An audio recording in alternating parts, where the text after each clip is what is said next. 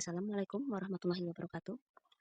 Kami bacakan tugas kelompok modul 9 KB2 penyusun kelompok 6 dengan anggota kelompok Sri Suwanti, Wahyu, Windah, dan Bindi. Langkah-langkah pengembangan rencana pembelajaran.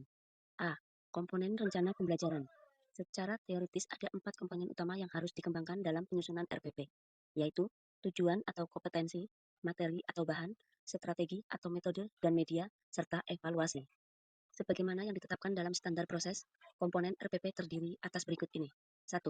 Identitas mata pelajaran, yaitu meliputi satuan pendidikan, kelas semester, program atau program keahlian, mata pelajaran atau tema pelajaran, jumlah pertemuan.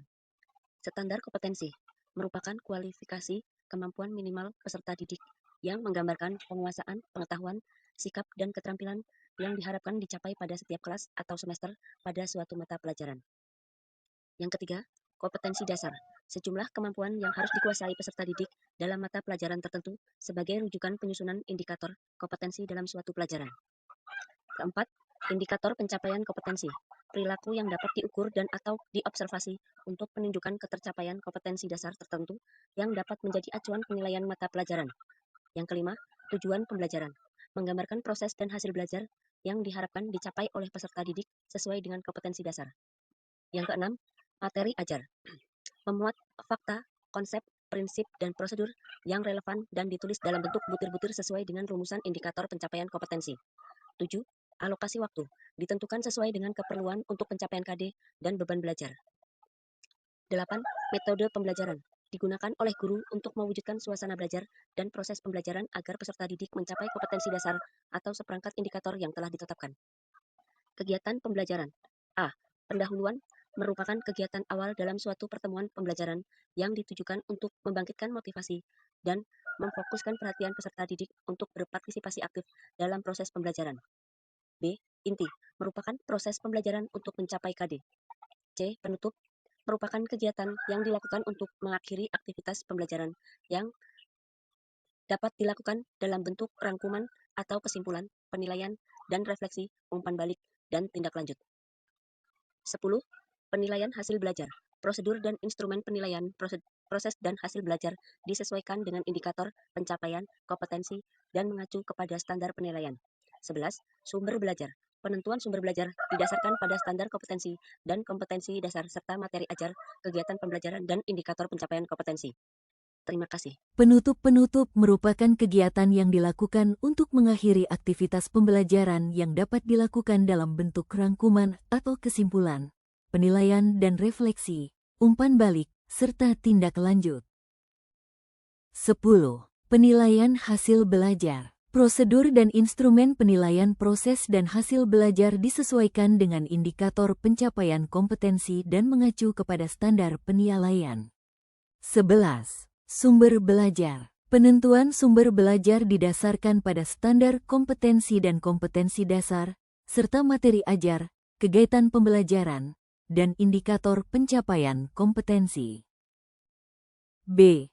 Langkah-langkah pengembangan rencana pembelajaran menurut Ibrahim dan Sukmadinata, 1993, menyatakan bahwa secara garis besar perencanaan pembelajaran mencakup kegiatan merumuskan tujuan apa yang akan dicapai oleh suatu kegiatan pembelajaran, materi, bahan apa yang akan disampaikan, bagaimana cara menyampaikannya dan media pembelajaran apa yang akan digunakan, serta cara apa yang akan dipakai untuk menilai pencapaian tujuan tersebut.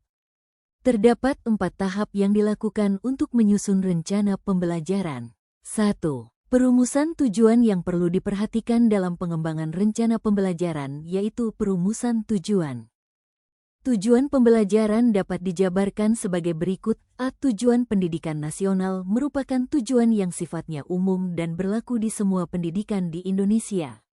B. Tujuan institusional sifatnya lebih konkret sesuai tujuan lembaga pendidikan. C. Tujuan kurikuler adalah tujuan yang hendak dicapai dalam bidang studi atau mata pelajaran. D. Tujuan pembelajaran merupakan tujuan yang hendak dicapai dalam kegiatan pembelajaran. Tujuan pembelajaran dibagi menjadi 2, yaitu tujuan pembelajaran umum dan tujuan pembelajaran khusus.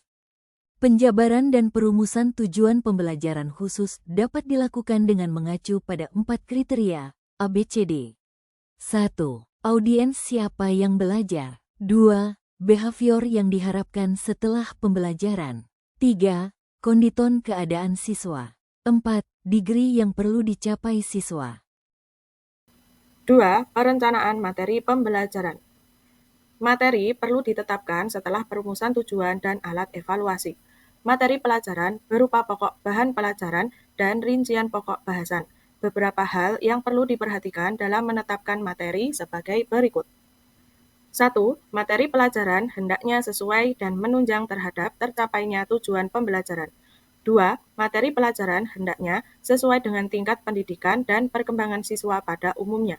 3. Materi pelajaran hendaknya terorganisir secara sistematis dan berkesinambungan. 4. Materi pelajaran hendaknya mencakup hal-hal yang bersifat faktual maupun konseptual.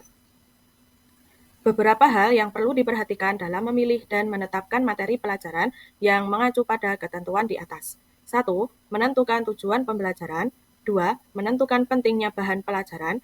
3. Menentukan nilai praktis. Dan yang keempat, menentukan tata urutan. 3. Perencanaan kegiatan pembelajaran. Dalam merencanakan kegiatan pembelajaran, terdapat 2 kegiatan yang harus terlaksana, yaitu 1. Kegiatan guru. Kegiatan guru merupakan kegiatan yang dilakukan tergantung jenis metode pembelajaran yang digunakan. Guru merencanakan dan mempersiapkan segala sesuatu yang akan dilaksanakan dalam proses pembelajaran. Yang kedua, kegiatan siswa. Kegiatan siswa tergantung jenis metode pembelajaran yang digunakan oleh guru. Ini, guru sebagai informator harus memiliki sejumlah bidang keilmuan yang sesuai dengan kewenangannya, karena ini merupakan modal dasar bagi guru dalam terlaksananya dan tercapainya pembelajaran yang baik. Secara profesional, guru dalam tahapan persiapan ini dibutuhkan baik dalam merancang program pembelajaran maupun dalam penugasan bidang keilmuan yang digelutinya. B. Tahap pelaksanaan. Tahap pelaksanaan ini merupakan tahap inti dalam proses pembelajaran.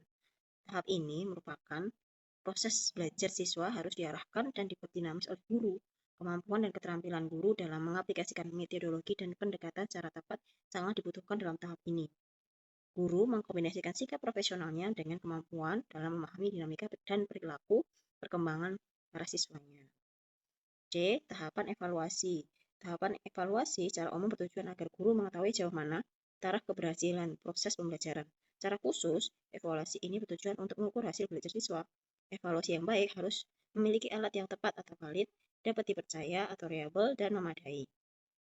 Pada pelaksanaannya, evaluasi atau pengukuran ini dapat dilakukan secara tes tertulis, tes lisan, maupun tes praktek. D. Tahap tindak lanjut. Proses tahap pembelajaran bertujuan untuk promosi dan rehabilitasi. Promosi merupakan penetapan untuk melangkah dan meningkatkan keberhasilan belajar siswa. Bentuknya dapat berupa melanjutkan bahasan atau materi pembelajaran atau keputusan tentang kenaikan kelas. Sedangkan rehabilitasi merupakan perbaikan atas kekurangan yang telah terjadi dalam proses pembelajaran, khususnya apabila terjadi tingkat keberhasilan siswa yang kurang memadai atau berada di bawah batas lulus. Bentuk rehabilitasi yaitu pengajaran remedial. 4. Pengembangan alat evaluasi. Proses evaluasi yang baik harus dapat menilai hasil-hasil yang nyata atau autentik dan dilakukan dengan mengetes sampai mana hasil dapat ditransfer. Secara umum, evaluasi pembelajaran dapat dibagi menjadi 2, yaitu 1. Evaluasi formatif, 2. Evaluasi sumatif. Evaluasi formatif yaitu evaluasi yang dilakukan dengan tujuan untuk melihat sejauh mana efektivitas pelaksanaan pembelajaran sehingga guru dapat membuat perbaikan bagaimana pembelajaran yang sesuai. Evaluasi biasanya dilakukan setelah satu topik pembelajaran. Evaluasi sumatif. Evaluasi ini lebih menekankan pada pemahaman dan penguasaan siswa terhadap materi pembelajaran yang diberikan guru. Evaluasi ini diberikan dan biasanya dilakukan setelah beberapa topik atau pembelajaran dilakukan. Misalnya ujian tengah semester atau UTS, ujian akhir semester atau UAS. Berikut contoh dari format RPP terdapat dalam buku halaman 9.23.